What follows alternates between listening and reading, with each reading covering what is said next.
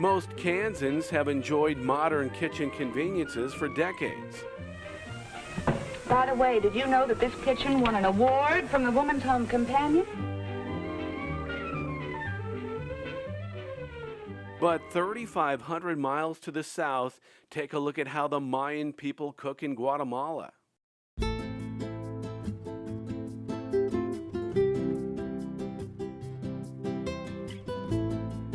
Bonnie Laycock from Wichita's First United Methodist Church was down there on a mission trip and couldn't believe her eyes. Hey, why so sad?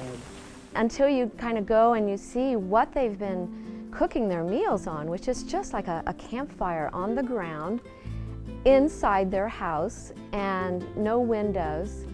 And so the smoke is horrendous, and we learned that lung disease is the #1 killer of women in Guatemala because of that. The women wear long skirts, and the children play wherever their mothers are, and so the skirts catch on fire, the children fall in the fires. We met a little boy, took some pictures of him. He raised up his shirt, and his whole side of his body had been burned when he fell in a cooking fire. So Laycock got to brainstorming, and with the help of a Guatemalan priest, designed a stove that would help transform lives. Well, how do you like it? There's only one word for it. Terrific.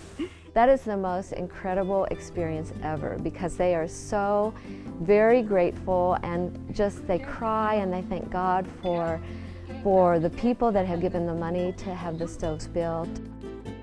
Laycock has a cardboard model to show people at the church. You know, I'm so proud of it, it's almost indecent of me.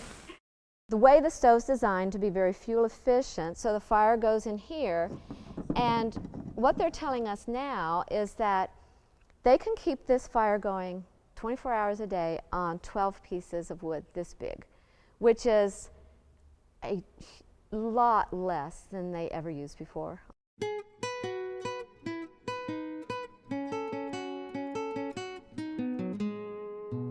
Most of the villagers cannot afford electricity, so they have to cook with wood, and each stove costs $120 to build. We buy the materials locally, which is really important to help support the local economy in these villages. And we require that the family put in the equivalent of $20.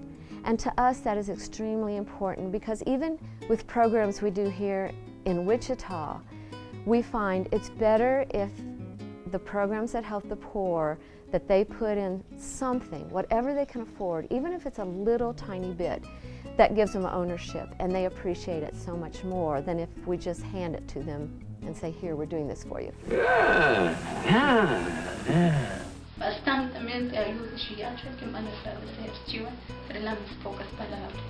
Thank you very much. My children are healthy right now because your help, and this is the first time that I received something from Lord by you, and I want to say thank you very much. I'm so happy, and my heart is that happy that I want to cry, he says. Guatemalan Miguel Tizul says he lived like this as a child. Now he's a businessman who helps the Wichita group connect with needy families. Why say they come from a town, it's called Kansas, and they say, how is Kansas? Where is Kansas? And the team, when they come to build the stoves for the family, it makes me a rich person by seeing my people with a different way of life. It's just incredible change in their life. Nothing to it. With this kitchen, it's a breeze.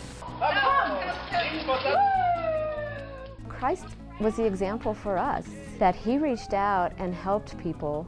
He didn't just talk to them about, you know, there's a better life and it will get better sooner or later, you know, and really we're all under that commission to go out and help those in the world who have less than we do and have a life that's not nearly as good. And there are so many around the world that don't have the quality of life that we have, and yet we have the ability to help. Laycock says there's not enough money to build a stove for every family that needs one. She says other churches from across the U.S. are now joining the project that started with a group from Wichita who set out to make a big difference in the lives of families who celebrate something so simple as having a safe way to cook a meal. For Positively Wichita, I'm Jim Grayway.